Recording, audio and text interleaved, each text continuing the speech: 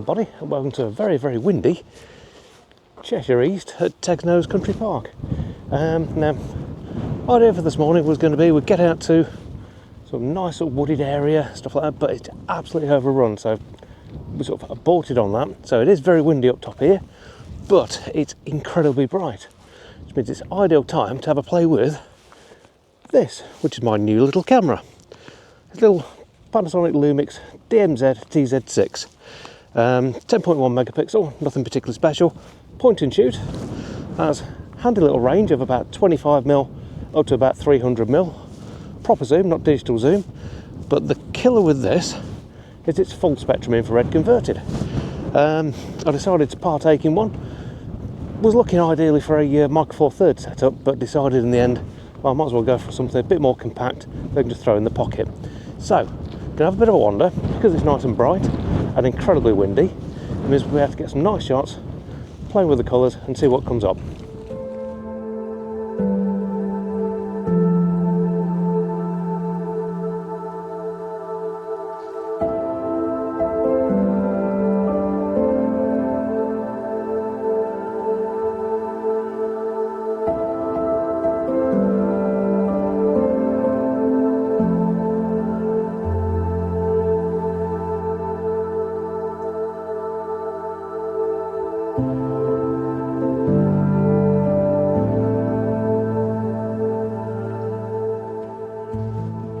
So what does a full spectrum infrared conversion mean? Basically, on a normal sensor, you've got a filter in there which blocks off a lot of the sort of extraneous light, so you get basically your visible range. What this does actually removes that filter. So it sees everything, the entire range of the visible light spectrum and the bits to either side as well, which means you get crazy colours from things because you're seeing stuff that essentially the infrared light's being bounced off, so trees look pink. This pair behind me though, just a shot of them, they come out completely different and you get a really weird effect from it, but it's a weird effect that really works. So I'm sort of playing a little bit with it. This is the first proper outing, and sort of obviously we've got great conditions for it, so expect some really sort of experimental shots. Handy thing is it helps when you're thinking in black and white as well, so you can get similar sort of effects as you get with the black and white, but with some crazy colours. So let's go and get some more shots in.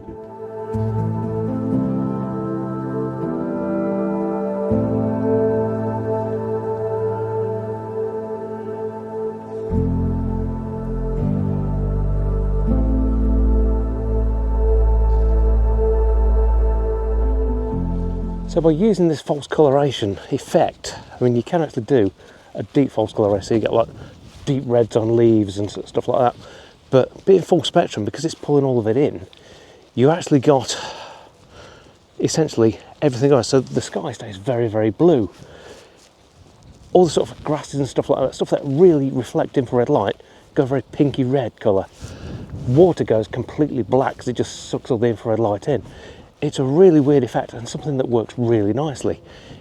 It's not for everybody, and I will admit sometimes it looks a little bit funny, but it's great to have a play with. Now I have got an infrared filter which actually blocks a bit off for us as well, which will give me sort of more of an option to do some infrared black and white shots, but certainly the full spectrum effect is absolutely fantastic and you get a really nice feel from it. Looks like it's not for everybody, but it's something I think as a bit of an experimental play toy is great.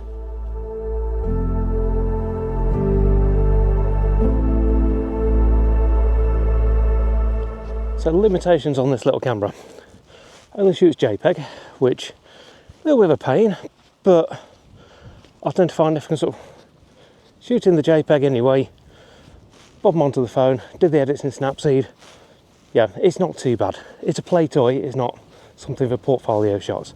And it gives you another option. If you've got days like today, which is hellishly bright, you can still get some shots off and you have a bit of fun with it. Just gives you another sort of angle for your photography. I know there's a big argument with the infrared being sort of, oh, it's a bit too stylistic or stuff like that. But yeah, I quite like it. It's a bit of fun. And yeah, to me that's more what I'm sort of thinking about. Just go out, got views like that, have a bit of fun with it. In fact, with what we've got there, you've got this lovely sort of section of heather, and that should glow bright pink.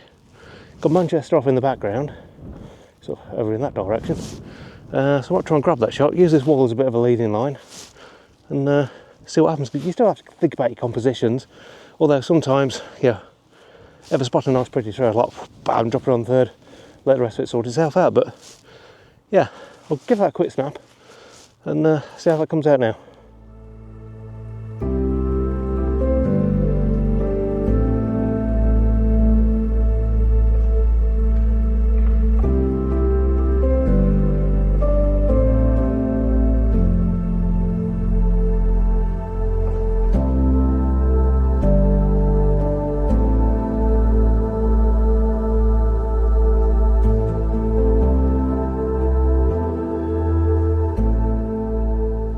So a couple of limitations with this. Obviously it's a point and shoot, so you've only really got a screen rather than a viewfinder. You can only go up to a 32 gig card, it's just the age of the thing. So you've got 10.1 megapixels and the screen isn't particularly great. When I first started using this I thought there was a problem with the focusing, but it turns out it's just what it looks like when you're reviewing the images. You can see what they are, but that's about it. So it's good for composing, but not great for anything else.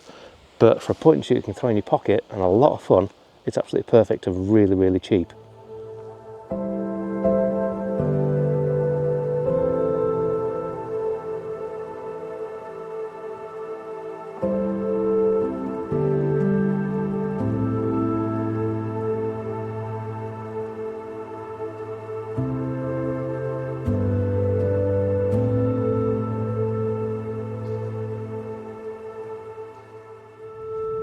And obviously the infrared side of things really only works properly when it's in sort of these sort of conditions, so quite bright, so you're getting the light reflecting off.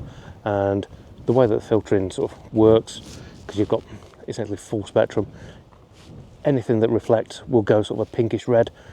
The deeper red, the more it's reflecting. Anything that doesn't will sort of move over to more sort of a bluey tinge. When you've got clouds like that, it works brilliantly. So you've got this fantastic contrast. You've got the bright white, you've got the deep blues and the crazy pinks of the trees. It almost gives like sort of Alice in Wonderland sort of feel. I've tried the false coloration side of things and I didn't really like that feel. It feels a little bit too forced, but this seems a little bit crazy and it works really, really well. Now I'll do a quick test here. I'll just spin you around. Obviously what you've got there, you've got this tree that's in shadow, all the stuff in the background, the light's on the grass. Now if I can just squeeze a shot out of that, try and not get the sun flaring too much. If you have a look at that now, you'll see that the bit that's in shadow doesn't really do anything, it just stays black because it's not reflecting the light out. So that's what you've just got to consider when you're doing your compositions. That's why if you're doing sort of stuff sort of looking back, getting the sky, the clouds and the trees in and a bit sort of the ground works well. You can sort of really play with that sort of scenic landscape feel to it, but just be mindful that anything that's in shadow isn't really going to do anything, it'll just turn almost black. But a lot of fun for not a lot of money. I mean, I paid 75 quid for this, delivered, which had been previously converted. Know what I know now, actually I could just buy one probably for about sort of 45 quid and convert it myself because they're really easy to do.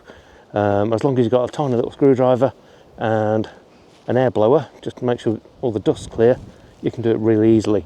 But if it's the sort of thing you fancy, it's a really cheap way of doing it, and like I say, it's pocketable. You can just throw it straight in your pocket and just wander around with it. Like I say, the filters are available. I've actually ordered a chrome filter for it, which should give that real sort of golden feel to things. So rather than being the reds, it'll be more of a golden colour, but still all the blues will come through. But I'm waiting for that to turn up from China. But you can just play with them. I mean, this one has actually got, whether you can make that out, a 52mm filter thread bonded onto the end. That was part of the deal when I actually bought the camera. So you can sort of just fit 52mm filter straight on the end. And they work brilliantly. Like I say, I've got a 720nm, which is great for doing black and whites when you've got sort of these sort of conditions. I'll actually pop a couple up now so you can see them. Essentially, it's blocking off an area of the light so that it's more of a narrow spectrum, but certainly well into the infrared range. So you get this really sort of bright whites from the trees and stuff like that. But it works quite well, but it's very much sort of a look of black and white to it. But yeah, I like it. It's a bit of fun. and it's cheap enough to pick up, and it's lighter, and that weighs absolutely nothing at all. Just throw it in your pocket and go. But yeah, it certainly opened up a few more things when you've got bright conditions like this, where really, unless you're deep in a woodland somewhere, which we tried this morning but failed, you can't really get many shots. But this just opens up a bit of extra avenue, so you can have a bit of a play.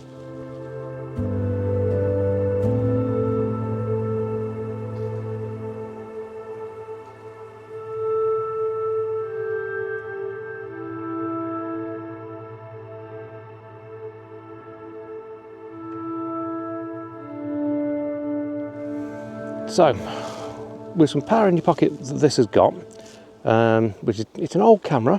You've got to remember that this isn't sort of brand new tech, but it's a throw in your pocket, have a mess around camera. You can have a lot of fun with it, and it opens up a world of difference when you're sort of playing around. Like I say, I'm running this full spectrum. You can filter it out and do bits and bobs, but the full spectrum, it lets you have a bit of a play, and you can sort of close things down a bit afterwards in post and sort of mess around. Like I say, it is only JPEG. Some of the newer ones of these will do RAW as well, but this is only a JPEG, unfortunately.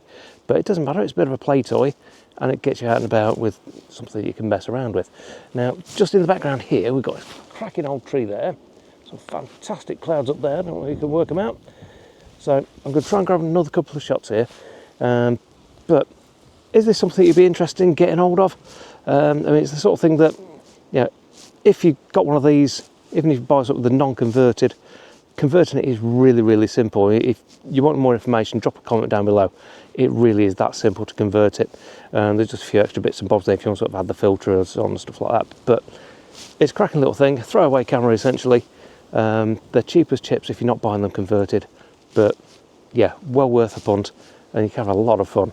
But also slap some more images up now and do some more as we're sort of wandering around. But if you like the video, please do give us a big thumbs up. And if you liked it a lot, hit subscribe. More of this sort of stuff every week. But from a very bright, incredibly breezy Teg's Nose in Cheshire, thanks for watching. We'll see you again next time. Take care.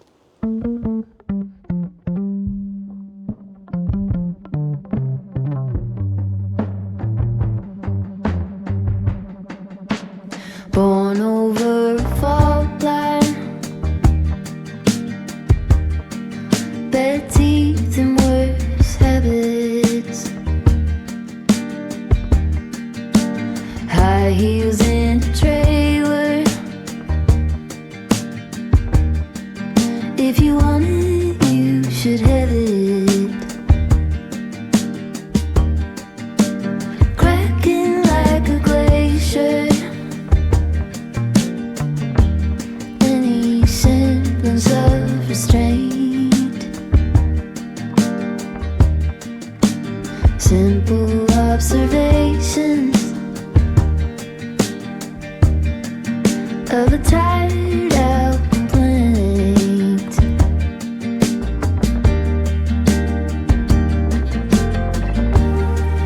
I get in my own way, I get in my own way, I get in my own way, I get in my own way, I get in my own way, I get in my own way. Amplifier washes glass up in the sand, panning through the static